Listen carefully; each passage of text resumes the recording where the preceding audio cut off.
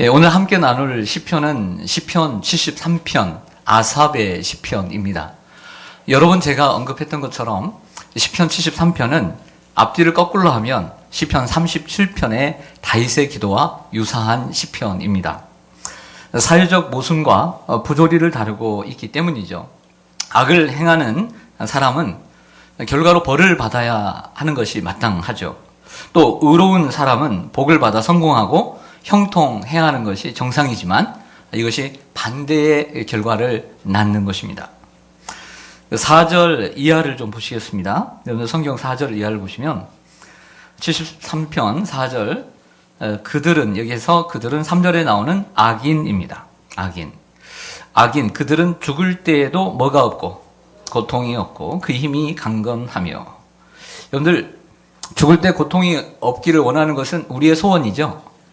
네. 그런데 누가 그렇게 살고 있다고요? 악인이 그렇다는 거예요.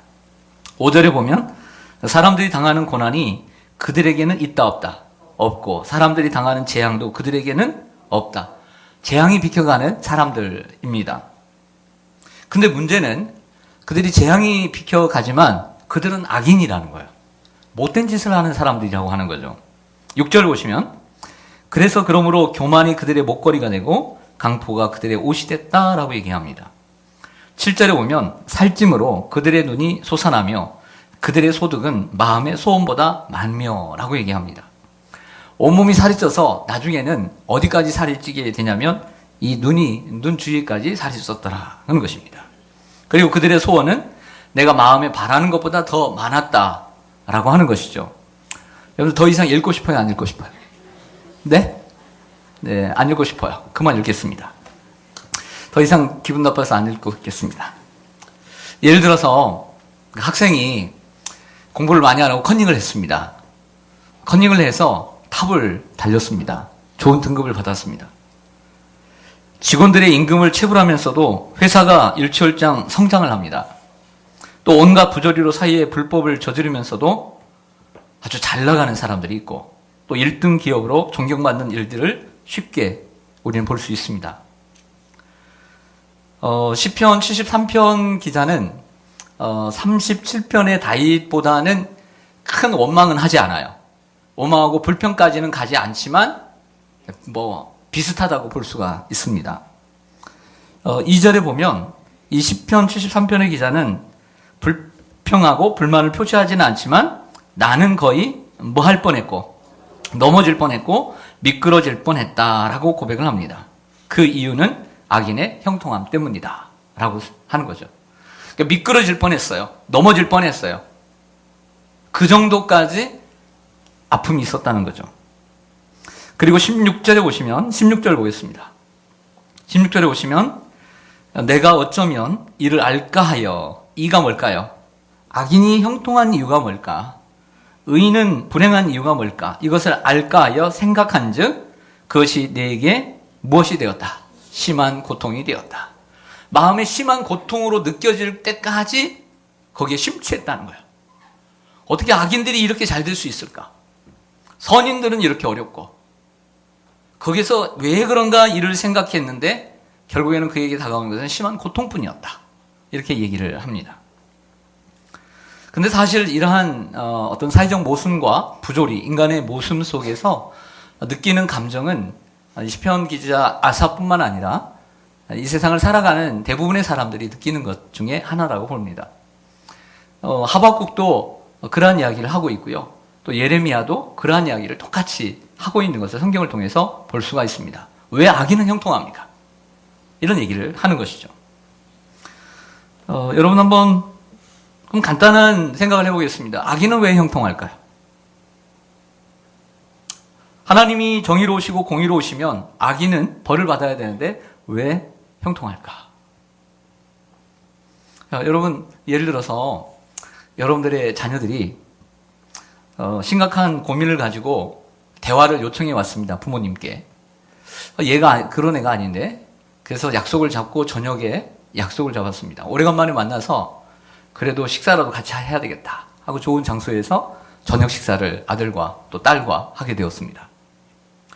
근데 그 자녀는 대학 진학을 앞두고 있는 학생일 수도 있고 혹은 취업을 앞둔 청년일 수도 있습니다. 직장을 다니는 청년일 수 있습니다. 그리고 결혼한 자녀일 수도 있습니다. 무슨 말을 하려나 참 궁금했습니다. 그래서 저녁에 식사를 하고 같이 차를 마시면서 이 자녀들이 이야기를 하는데 무슨 이야기를 하냐면 그 고민의 내용은 시편 73편이었습니다. 이렇게 학교를 다니고 또 사회생활을 하면서 느끼는 것은 왜 악인이 형통하냐 이거죠. 금수저 같은 애들이 나보다 실력도 없는데 좋은 평가를 받고 사람들에게 인정을 받고 진급이 빠르고 안 되는 것이 없는 것처럼 이야기를 합니다. 막 열을 내어서 아빠 이럴 수가 있어? 이런 세상을 살아야 돼? 그리고 자기는 나름대로 열심히 그리고 누구보다 성실하게 공부하고 또 열심히 준비하고 직장을 다니고 살아가고 있다고 얘기합니다. 그런데 사람들이 알아주질 않는 거예요. 다른 사람들은 정말 고난이 없고 신호대로가 열리는 것처럼 다 고속도로가 열리는데 자기는 가는 곳곳마다 걸림돌이 있는 거예요. 방해물이 있고 왜 내 인생은 이렇게 꼬여야 되느냐고 이렇게 원망조로 부모님께 얘기를 합니다. 사랑하는 성도 여러분, 만약에 여러분들의 아들과 딸들이 여러분들에게 이러한 질문을 던진다면 여러분들은 어떻게 무엇이라고 대답하시겠습니까? 이게 우리의 현실 아니겠습니까? 여러분들은 뭐라고 대답을 하시겠어요? 오늘 이 말씀 앞에서. 성경이 우리에게 무엇을 우리에게 주시는지를 생각해 보겠습니다. 먼저는 시선에 관한 이야기를 해주고 싶어요. 따라서 하겠습니다. 시선, 관점. 이 시편 기자 아삽을 이렇게 보면 자꾸 누구를 봐요? 악인을 봐요. 사람을 봐요. 환경을 봐요. 자꾸 사람을 봐요. 사람을 봐요, 사람을. 오늘 말씀을 좀 보겠습니다. 4절 보면, 3절에 보면, 이는 내가 악인의 형통함을 뭐 했다? 보고 오만한 자를 질투하였다. 계속 보고 있는 거예요. 계속 보고 있습니다. 뭘 보고 있느냐면, 그 나쁜 것을 보고 있는 것이죠. 세상을 보고 있습니다. 사람이 자기 주위의 사람들과 또 환경들과 비교하다 보면 불행해집니다. 여러분, 욥이 온전하고 정직하여 하나님을 경외하는 사람이었습니다. 그런데 한 날에 모든 것을 빼앗겼습니다. 자, 이 와중에 욥은 하나님께 감사를 드리고 예배를 드렸습니다. 그런데 욥이 승리할 수 있었던 이유는 뭐냐면 그 주위의 환경을 바라보지 않았다는 거예요. 뭘 바라봤냐면 누구를 바라봤냐면 하나님을 바라봤습니다. 어떤 하나님이냐면 내가 지금까지 쌓아온 이 모든 것들을 주시고 또 거두시기도 하시는 하나님. 전지전능하실 뿐만 아니라 하나님의 주권과 섭리를 인정하는 지혜를 가졌습니다. 우리가 예를 들어서 어떤 시험에 떨어졌습니다. 어떤 문제가 실패했습니다. 그럼 자꾸 뭐 하고 싶어 하면 내가 왜 떨어졌을까? 내가 1년을 준비했는데 왜 떨어졌을까? 왜 안 될까? 그것만 생각합니다. 생각한다고 떨어진 시험이 합격이 됩니까? 안 되죠. 그럼 불행해집니다. 우리가 바라봐야 할 것은 현실이 아니라 주님을 바라봐야 합니다. 사람도 마찬가지입니다. 우리 주위에는 매스컴에 나오는 악인들은 있습니다. 하지만 우리 주위에 우리 교회 안에서 살아가는 분들은 그런 악인 정도는 만나기 어렵습니다. 다만 좀 미운 사람들은 있죠. 있겠죠? 네. 그런데 그 사람의 미운 모습을 계속 보면 안 된다는 거죠.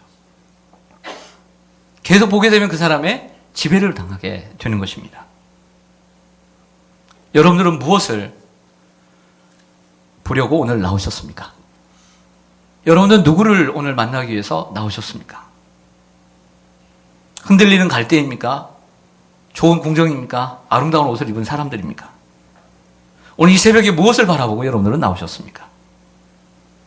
사회적 모순과 부조리 속에서도 인간의 생사화복을 주관하시는 하나님의 주권과 섭리를 인정하고 하나님을 바라보는 저와 여러분 되시길 바랍니다. 우리 자녀들이 때로는 아빠 내가 금수저도 아니고 힘든데 계속 그것만 바라보면서 낙심하고 절망하고 내 인생은 왜 이렇게 꼬여? 그리고 아버지, 어머니 원망하고 그러면 되겠어요? 바른 신앙 가지고 괜찮아. 내가 열심히 노력하면 돼. 하나님이 함께 하시잖아. 그런 마음을 가져야죠. 할렐루야. 그런 마음을 갖고 살도록 가르쳐야죠. 둘째는 그렇게 하기 위해서는 가치관을 바르게 해야 합니다. 가치관을 바르게 세워야 해요. 가치관이라는 것은 소중한 것을 얘기합니다. 여러 가지가 있는데 그 중에 소중한 것, 그 중에 중요한 것, 그 중에 중요하고 우선순위가 되는 것이 가치관입니다. 순서가 있다는 거죠. 우리의 자녀들이 이 땅의 것보다 하늘의 것을 더 소중히 여기고 자신의 일보다 하나님의 일을 먼저 생각하는 이런 성경적 가치관을 가져야 할 줄로 믿습니다. 물질의 가치관을 두고 살게 되면 친구가 돈을 많이 벌었다는 소식에 우리의 자녀는 배가 아파할 것입니다. 왜? 물질이 자신의 가치관이니까. 그리고 친구에게 좋은 일이 생기면 기뻐하기보다는 질투를 하게 됩니다. 가치관은 여러분 그런 측면만 있는 것이 아니라 즉 내가 남보다 못하게 되는 측면만 있는 것이 아니라 남보다 잘 되는 측면에서도 생각해야 돼요. 가치관은. 예를 들어서 내가 좀 운 좋게 아니면 열심히 해가지고 남들보다 잘 되었어요. 성적도 잘 나오고 사업도 잘 되고 돈도 많이 벌었습니다. 그런데 그때 생각하기를 어떤 생각을 하냐면 내가 그래도 너보다 낫지. 나는 너하고 급이 달라. 이렇게 생각하는 그 그리스도인도 똑같은 세상의 가치관을 가지고 있는 거죠. 성경적 가치관이라는 것은 내가 잘 안 됐을 때뿐만 아니라 내가 남들보다 더 잘 됐을 때에도 적용되어야 합니다. 할렐루야.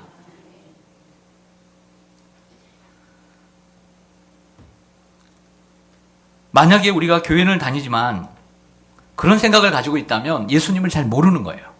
예수님을 잘 못 만난 겁니다. 바울처럼 만나야 되는 거예요. 바울처럼 만나서 삶의 가치와 그리고 하나님을 아는 것이 가장 고상하고 예수 그리스도를 아는 것이 가장 귀하다는 것을 깨달아야 되는 거예요. 예수님을 그렇게 만나야 되는 거예요. 근데 우리 자녀들이 모태신앙이고 우리 자녀들이 보면 아주 적당한 신앙들을 가지고 있을 때가 있어요. 확실한 신앙을 가지고 살아갈 수 있도록 교육해야 될 줄로 믿습니다. 세 번째는 성경을 통해 바른 신앙을 정립해야 합니다. 우리 시편 16편을 한번 돌아가 볼까요? 본문 펴보시고 시편 16편.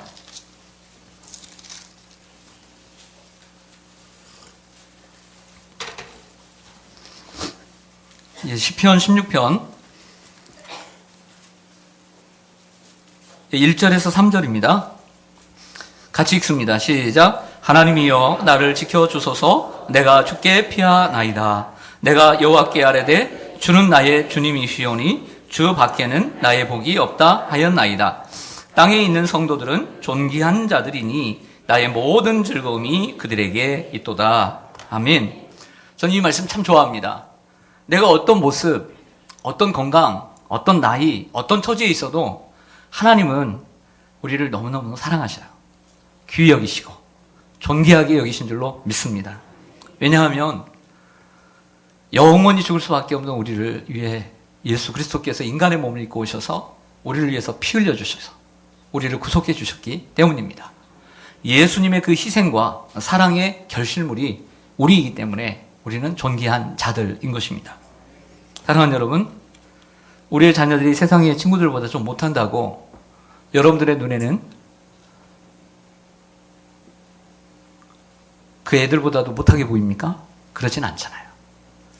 하나님은 우리를 얼마나 귀히 여기시는지 모릅니다.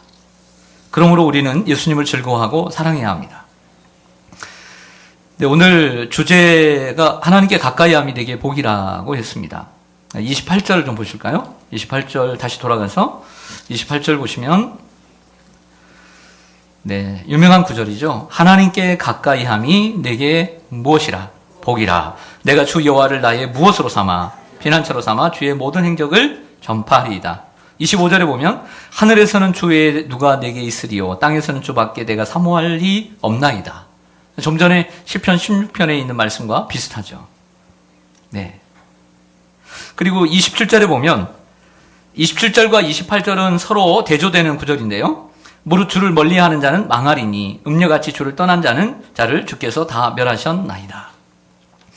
세상에는요, 주님이 계신데 주님에게 가까이 가는 사람이 있고 주님을 멀리하고 그리고 주님을 떠나는 사람이 있다라고 분명히 얘기를 하고 있단 말이에요. 그런데 하나님께 가까이 하는 사람이 복이 있는 사람이에요. 가까이 하는 사람이 복이 있는 사람이다. 그럼 어떻게 하는 것이 하나님께 가까이 하는 것일까? 라는 생각을 해보게 되었습니다. 오늘 본문에 의해서 말씀드리면 첫째로 하나님의 성소에 들어가야 합니다. 따라서 하겠습니다. 하나님의 성소에 들어가자. 네, 17절을 보겠습니다. 오늘 시편 73편의 전환점, 터닝 포인트가 되는 구절입니다. 앞에서 그렇게 심한 고생을 했는데 이때부터 확 바뀝니다. 17절 시작. 하나님의 성소에 들어갈 때에야 그들의 종말을 내가 깨달았나이다. 아멘. 성소는 교회죠. 교회 하나님의 집에 들어가서 뭘 했는지 몰라요. 찬양도 하고 기도도 하고 말씀을 들었겠죠. 근데 깨달았습니다. 뭘 깨달았냐면 악인의 종말을 깨달았다. 악인의 종말이 무엇입니까? 이 세상에서는 죽을 때도 고통이 없어요. 그렇게 건강하게 있다가 고통도 당하지 않고 죽었어요. 하지만 아무리 이 세상에서 죽는 순간까지 고통 없이 아픔 없이 죽었다 할지라도 그들의 종말이 뭐냐면 영원한 고통 속에 들어가는 거예요. 큰 부자와 거지 나사로가 함께 있었습니다. 그들이 동시에 죽었습니다. 큰 부자는 매일 연락하고 파티를 벌였습니다. 근데 어디에 들어가면 음부에 들어가서 고통 속에 있더라 그러는 거예요. 근데 이 거지 나사로는 아브라함의 품에 의지하여 있더라는 거죠. 여러분, 악인이 아무리 형통해도 이들이 예수를 알지 못하고 이 세상에서 아무리 잘 살아도 그들의 종말을 우리가 봐야 돼요. 그럼 불쌍히 여길 수밖에 없는 것입니다. 여러분, 우리가 하나님의 은혜를 얻는 길은 하나님의 성소에 들어가 하나님의 집에 나아가 예배를 드리는 것입니다. 예배를 드리고 말씀을 듣고 기도하고 더욱더 주님께 가까이 가는 것입니다. 우리가 주님을 만날 수 있는 장소는 교회만은 아닐 것입니다. 어느 곳에서나 주님을 만날 수 있습니다. 직장에서도, 가정에서도, 사회에서도. 하지만 주님을 집중해서 만날 수 있는 시간, 교회라고 하는 것이죠. 병행하는 것이 필요합니다. 성소에 들어가 말씀을 듣고 하나님의 관점으로 바라보기 시작하면서 그의 시선이 달라지고 그리고 그들의 삶의 방향이 달라졌습니다. 자기가 가진 것, 누리는 것이 중요한 것이 아니라 우리가 어느 방향으로 가고 있느냐가 더 중요한 거라고 하는 것이죠. 두 번째로는요, 하나님께 어떻게 가까이 할까? 항상 주님과 함께 동행해야 합니다. 23절을 보겠습니다. 23절에 보면 내가 항상 주와 함께 하니 주께서 내 오른손을 붙드셨나이다. 아멘. 네. 항상 함께 하니까 예수님께서 친구처럼 오른손을 꽉 붙잡아 주시는 거예요. 네. 내가 너를 붙잡아 주리라. 그리고 24절에는 주의 교훈으로 나를 인도하시고 주의 영광으로 나를 영접하시게 됩니다. 26절에는 내 육체와 마음은 쇠약하나 하나님은 내 마음의 반석이시요 영원한 분깃이 되는 것이죠. 우리의 영육의 강건함을 주실 뿐만 아니라 또 우리 인생의 모든 단계에서도 하나님께 가까이 함이 내게 복이라. 주 여호와께서 너의 피난처가 되신다고 있습니다. 우리가 인생의 모든 전 단계에서 주님이 우리를 도와주실 줄로 믿습니다. 하나님께 늘 가까이 하는 저와 여러분 되시기를 간절히 원합니다. 그리고 세상의 불의한 일을 보고 원망하고 불평하고 낙심하기보다는 바른 가치관과 시선을 가지고 그들을 바라볼 수 있는 저와 또 여러분의 자녀들이 되기를 원합니다. 기도하겠습니다.